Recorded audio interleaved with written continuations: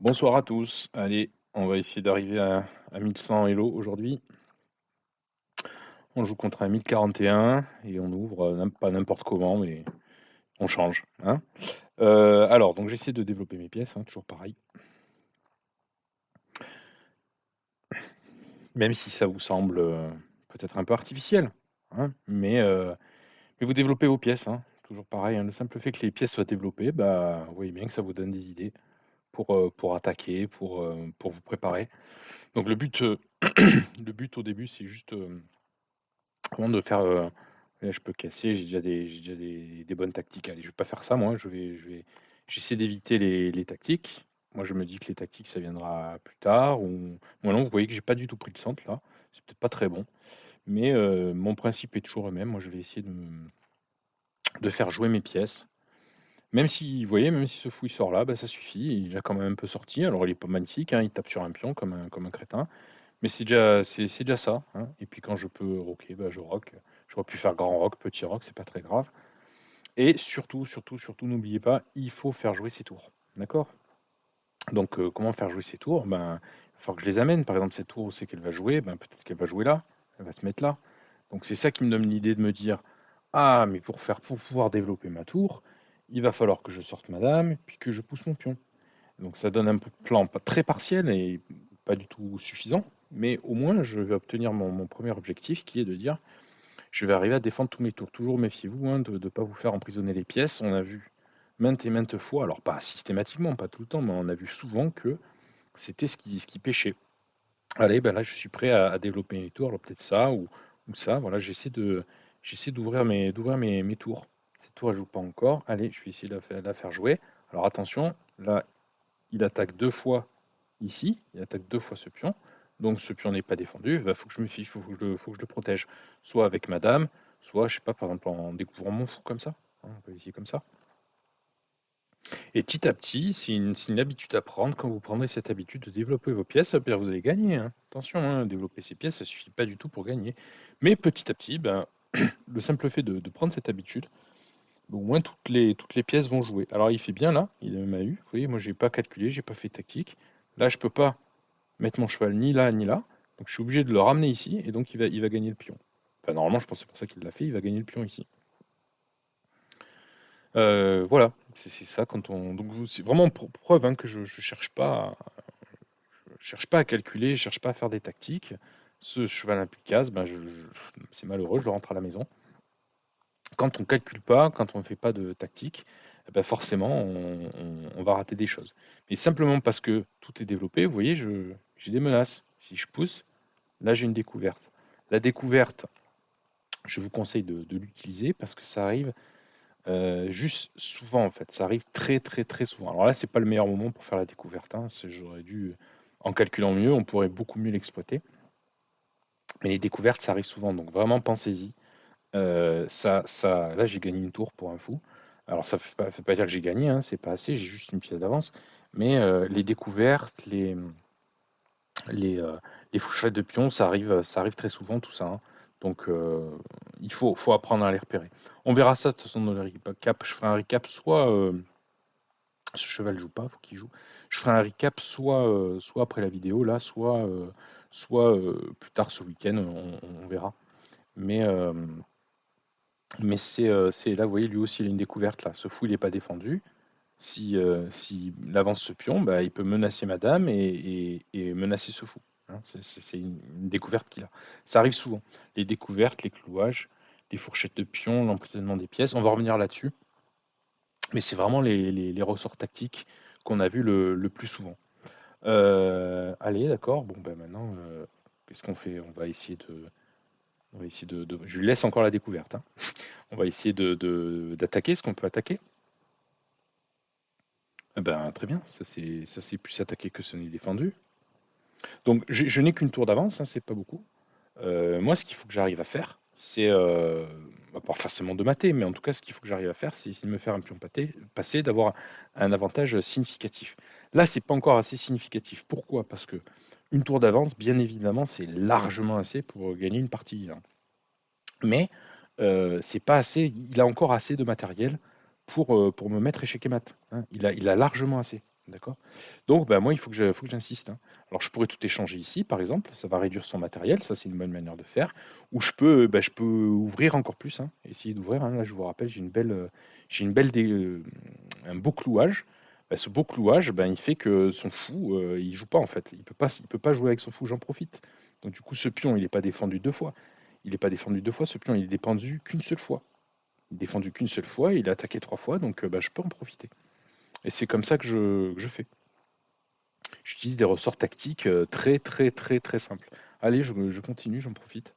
Il est toujours cloué, ce fou. Voilà, et là maintenant, ben, on se presse un peu. Donc je vous dis, hein, donc là déjà, il y a ce cheval en l'air, hein. Donc je vous dis, c'est pas très compliqué. Vous voyez, je fais même pas forcément attention. Ça, c'est attaqué 2 fois. Moi, je suis défendu.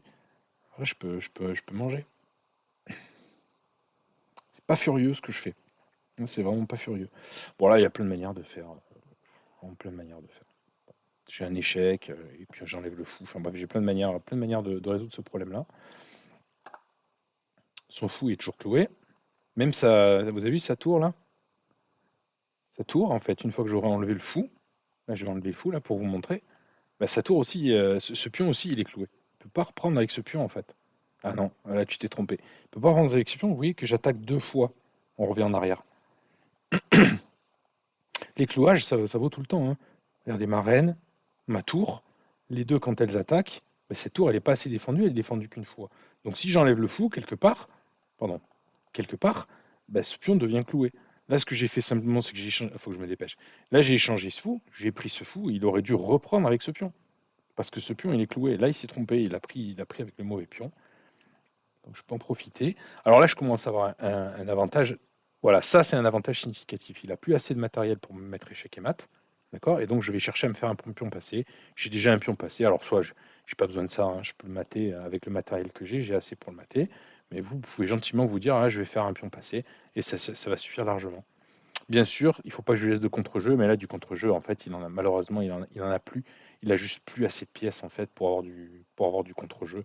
Donc, il a plus d'échecs, il a plus de fourchettes, il a plus rien, quoi. Donc là, je me méfie. J'ai même pas besoin de me méfier de son contre-jeu. Je sais que je vais arriver à faire une dame et à le mater. Il peut plus rien faire, et d'ailleurs, il a abandonné. Voilà, on est à 1100. Ben écoutez, ouais, alors j'ai largement le temps, en fait, hein, de faire un récap. Alors, qu'est-ce qu'on a appris? Peut-être que je ferai une vidéo générale là-dessus, pour vous dire vraiment, vous pouvez tous arriver à ce niveau-là, là, de 1100. Alors, je sais quoi, c'est 1100 Elo sur chess.com, en 5 minutes. C'est ça, 3 minutes et 5 minutes. Donc, méfiez-vous, hein, le niveau Elo, il n'est pas du tout absolu, hein. Le niveau Elo, il va dépendre de la population de personnes contre laquelle vous jouez. Donc, le niveau en Elo, ça va pas être les mêmes suivant où vous jouez, sur quel site vous jouez, etc. Ça n'a rien d'absolu. Mais bon, quand même, ça vous donne une petite idée. Donc moi, je dirais qu'il y a un peu, moi, il me semble, hein, pour l'instant, hein, et je pense que ce Rod le prouve, il y a, on va dire, 3 phases. Il y a une première phase, je dirais en dessous de 600 Elo ou en dessous de 600-700 Elo, où pour moi, vous continuez à découvrir le jeu, vous continuez à vous essayez d'apprendre à comment on fait des chèques et maths, les promotions, je sais pas moi, les prises en passant. Vous êtes encore dans une forme d'apprentissage. Ça ne veut pas dire que c'est facile, hein, c'est jamais facile, mais il faut vous dire que bon, quand vous êtes en dessous de ce niveau-là ou à ce niveau-là, vous devez vous dire: «OK, c'est quoi qu'on me dit?» En tout cas, c'est quoi qui me conseille, Lionel? Il me dit: «Fais surtout attention à la visualisation des pièces». Alors c'est un sujet vaste, mais moi je vous le restreins, je vous dis: «Contentez-vous de regarder les pièces attaquées, les pièces, non défendues. Protégez vos pièces non défendues, allez capturer des pièces, non défendues de l'adversaire et pas plus que ça. Des attaques directes, mais à chaque fois, vous devez apprendre la position, les cases et cetera. Donc essayez à chaque fois de bien regarder ce qui est attaqué, ce qui est pas attaqué. Donc ça, je dirais que c'est la 1re phase. La deuxième phase, c'est ce qu'on a vu quand on a commencé le road, on va dire entre 700 et on va dire 900, allez, entre 700 et 900. C'est que le truc qui est frappant, je vous dis un élément qui est simple à acquérir et qui est frappant, c'est à quel point les joueurs ne développent pas leur jeu. Ils jouent avec une dame et un cheval, ou une dame, un cheval et un fou, ou un cheval et un fou. En fait, ils essaient de faire des attaques avec peu de matériel. On dirait que leur matériel, toute leur armée, c'est des réservistes en fait. Ils sont là, bon, On les utilisera, quand on aura besoin d'eux. Mais non, non, non, non, non. Mobilisez toutes vos pièces en même temps. Je pense que ça, c'est pas dur à comprendre, c'est pas dur à acquérir, c'est une habitude de prendre, de dire: «Allez, je me développe, je me développe, je me développe». Donc vous m'avez entendu dire je ne sais pas combien de fois: «Allez, je me développe, je me développe». Juste que pour que vous l'entendiez assez, pour que ça rentre chez vous et que vous-même, vous le disiez vous-même. Donc je fais attention à mes pièces. Bien sûr, je continue à faire attention à mes pièces et je développe mon jeu. Moi, je dirais que ça, c'est la 2e phase qui me frappe, d'accord, dans votre jeu. Et la troisième phase, alors là, pour le coup, je me suis trompé, je pensais que ça viendrait beaucoup plus tard, je pensais que ça viendrait plutôt au niveau 1200 Elo, 1300 Elo. La 2e étape, c'est, les ressorts tactiques de milieu de jeu. Moi, je pensais que les ressorts tactiques de milieu de jeu, c'était plus évolué. Mais en fait, moi, je me rends compte dans les parties, c'est que ça arrive très vite. Sauf qu'il y en a alors il y en a pas plein, hein, il doit y en avoir moins d'une dizaine, des ressorts tactiques de milieu de jeu, mais il y en a qui reviennent plus souvent et j'ai essayé d'insister sur ceux qui revenaient le plus souvent. Donc on a un peu découvert, moi j'ai découvert, donc je pense qu'on a un peu découvert ensemble. Ceux qui reviennent le plus souvent, c'est l'emprisonnement des pièces. Là, j'avais fait une vidéo sur ça et vraiment ça, c'est arrivé, pas encore une fois, pas à chaque partie, mais c'est arrivé assez souvent. L'emprisonnement des pièces, la fourchette du pion, juste un pion qui met en fourchette, 2 pièces, ça c'est arrivé vraiment plusieurs fois. Les clouages et les découvertes. Je pense que ces 4 trucs-là, donc même pas les fourchettes, de manière générale, fourchette de fou, fourchette de dame, double menace et tout, non, même pas ça. Juste, je note que ça arrive souvent. Donc essayez de penser à ça si vous voulez passer cette troisième phase, arriver à 1100 Elo, essayez de penser à ça. D'accord? Ça va être les 3 phases. Moi, je pense, j'en sais rien, on va découvrir ça ensemble, mais moi, je pense qu'on va rentrer maintenant dans une quatrième phase, qui est toujours de la base, qui est toujours pour les débutants, qui est, j'en avais parlé dans une vidéo précédente, je crois, qui est, il va falloir qu'on commence. Là, vous avez vu le nombre de fois où je calcule pas, je calcule pas, je calcule pas, et je me fais avoir. C'est l'adversaire réagit mal, mais en fait, je me fais avoir. Il va falloir qu'on commence à partir de 1100, peut-être 1200 Elo. Il va falloir qu'on commence à se dire, mais qu'est-ce qu'il veut faire l'adversaire? Nous, on a appris à dire, ah, il a joué une pièce, qu'est-ce qu'il attaque? C'est déjà très bien. Ça, c'était dans la première phase. Maintenant, il va falloir faire un peu plus. Il va falloir dire, qu'est-ce qu'il attaque et qu'est-ce qu'il va menacer après? Il va falloir faire le cran supplémentaire. Pas calculer des lignes, hein, toujours pas, mais au moins se dire attention. Souvent, vous m'avez dit attention, il va venir là, puis là, puis là, puis là. C'est souvent ça son plan. Je dis ça, mais j'y réponds pas. Mais maintenant, il va falloir peut-être commencer à se dire attends, il a fait ça, donc du coup, qu'est-ce qu'il va menacer au coup d'après? Il va falloir qu'on commence à prendre ça. Et donc, peut-être que je vais un peu plus insister, on verra, hein, ça se fera naturellement ou pas, mais peut-être que je vais un petit peu plus insister sur dire il a fait ça pourquoi? Il a fait ça pourquoi? Il a fait ça pourquoi? Et vous allez un peu plus m'entendre à faire ça et j'espère que ça va rentrer dans votre tête. Ce sera notre, je pense, notre quatrième phase. Mais pour l'instant, avec nos 3 phases, honnêtement, on est pas mal et je pense que c'est à la portée de tous.